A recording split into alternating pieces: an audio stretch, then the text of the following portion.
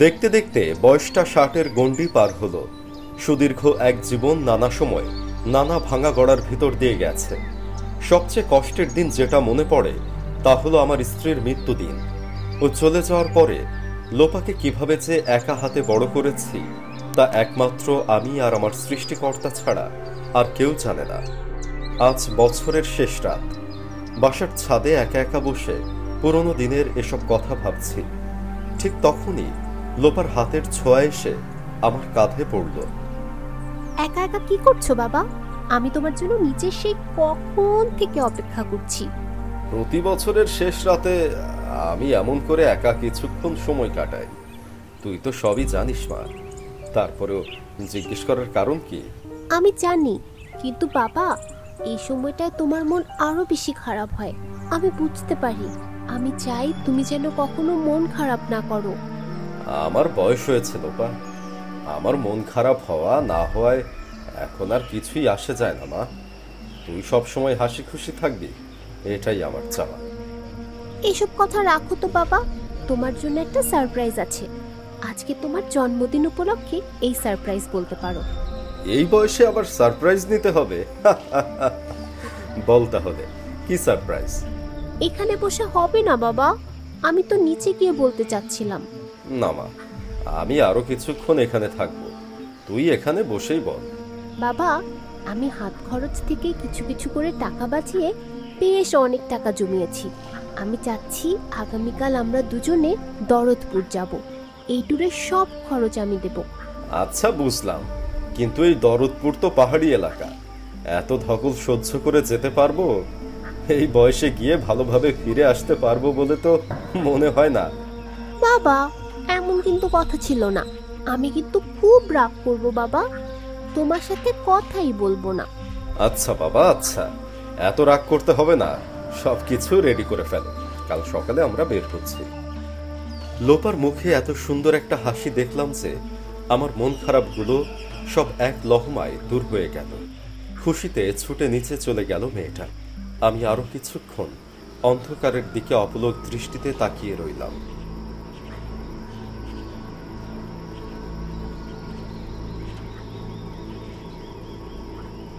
পরদিন সকালে উঠে পড়লাম দরদপুরগামী ট্রেনে।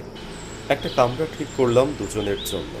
আচ্ছা মা, এত জায়গা থাকতে এই দরদপুরের ভূত তোর মাথায় চাপালো কে বলতো?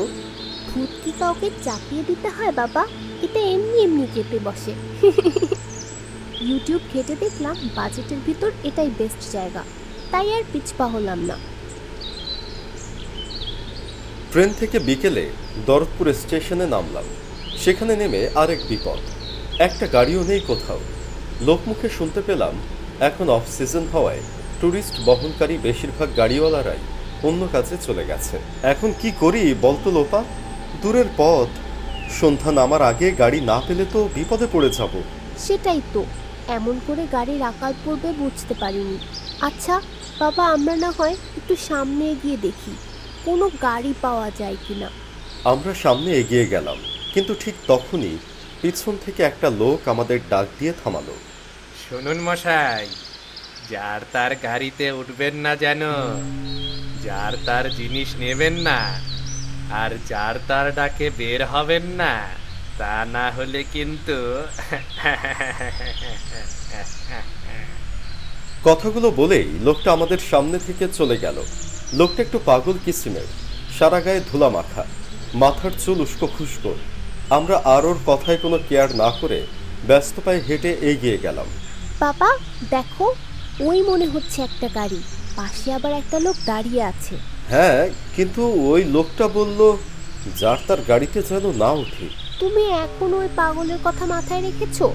আসো আসো, গাড়িটা তাড়াতাড়ি বুক না করলে এটাও হাতছাড়া হয়ে যাবে। আমি আর কোনো কথা বললাম না, লোপার পিছন পিছন গিয়ে গাড়ির পাশে দাঁড়ালাম। গাড়ির লোকটার সাথে লোপাই কথা বলে সব ঠিক করলো। এরপরে দুজনে চেপে বসলাম গাড়িতে।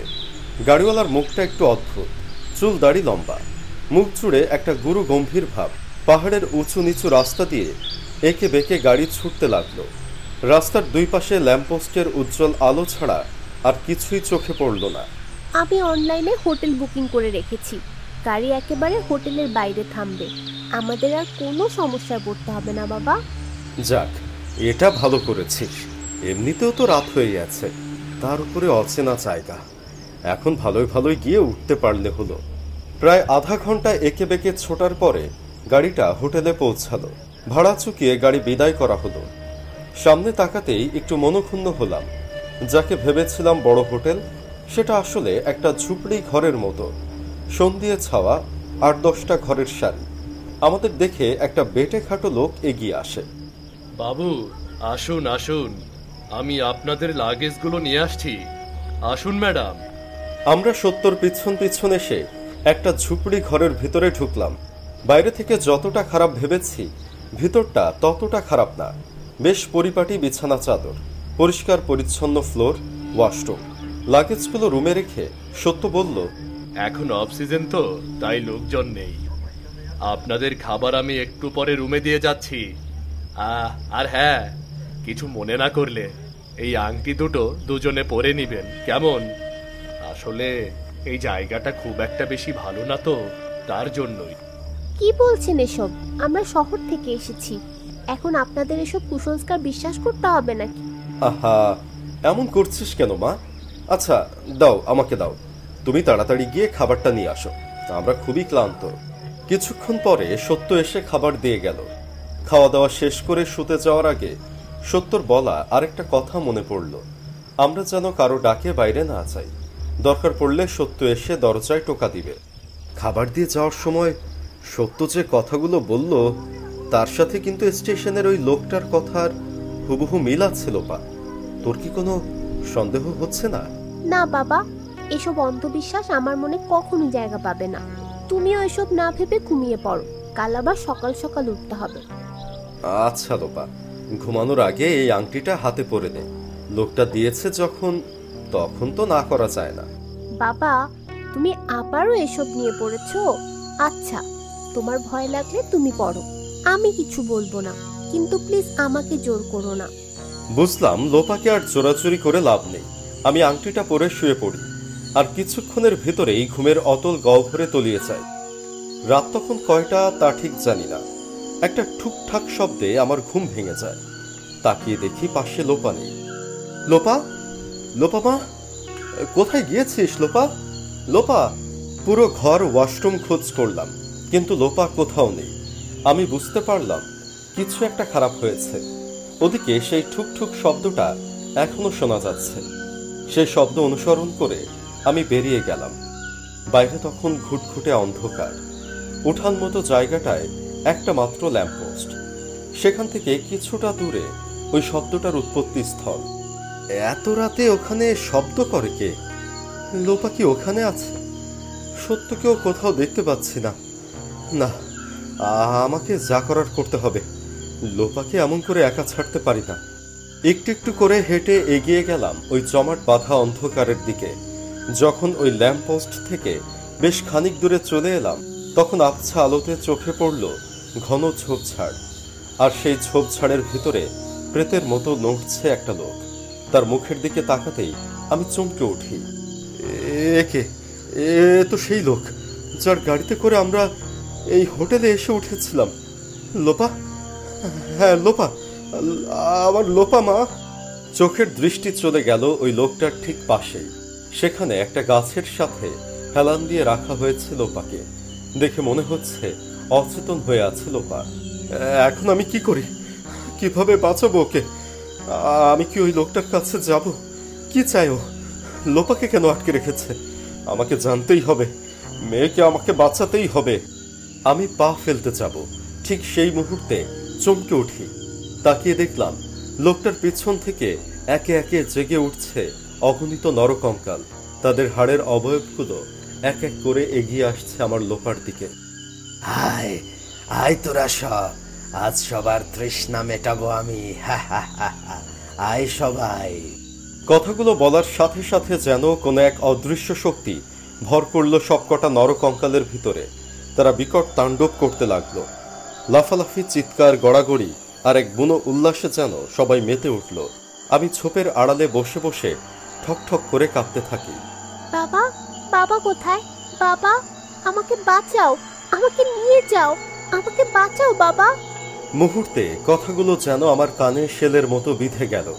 ঝোপের ফাঁকা দিয়ে চোখ পড়তেই দেখলাম ওরা একটা আগুনের মতো কুণ্ডলি করেছে, আর তার চারপাশে প্রেতের মতো নাচছে সবাই। আর গাছের নিচে বসে ছটফট করছে লোপা। ওর জ্ঞান ফিরেছে, একটু একটু করে বাবা বাবা বলছে। আমি আংটিটা বাহাতের তর্জনী আঙুলে পড়েছিলাম, কিন্তু সেই মুহূর্তে বাহাতে কোনো আংটি দেখতে পেলাম না।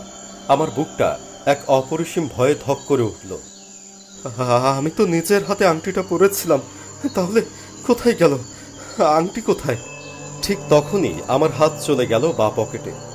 সেখানে মনে হলো আংটিটা আছে। বিদ্যুৎ বেগে পকেটের ভেতরে হাত চালিয়ে দেই, আংটিটা বের করে এনে আঙুলে পরে নেই।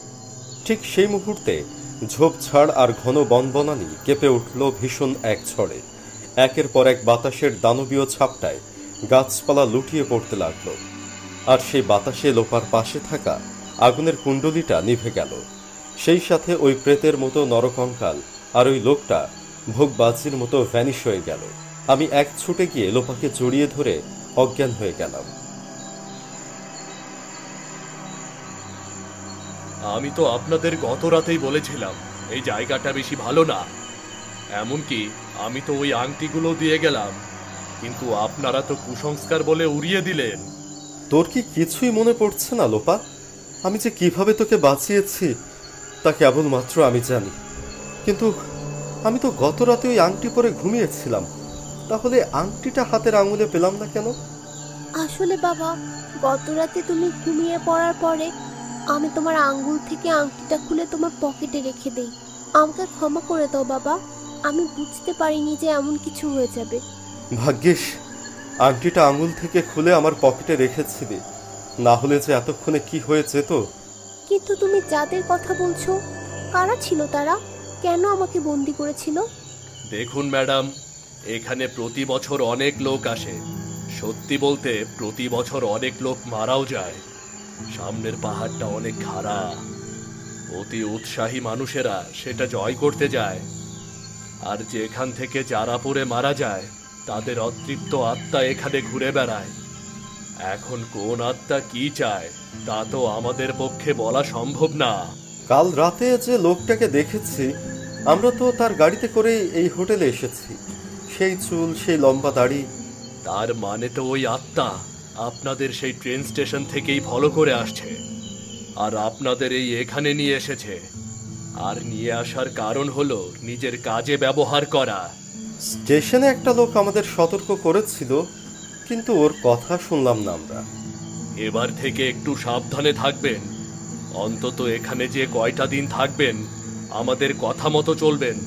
বুঝতেই তো পারছেন।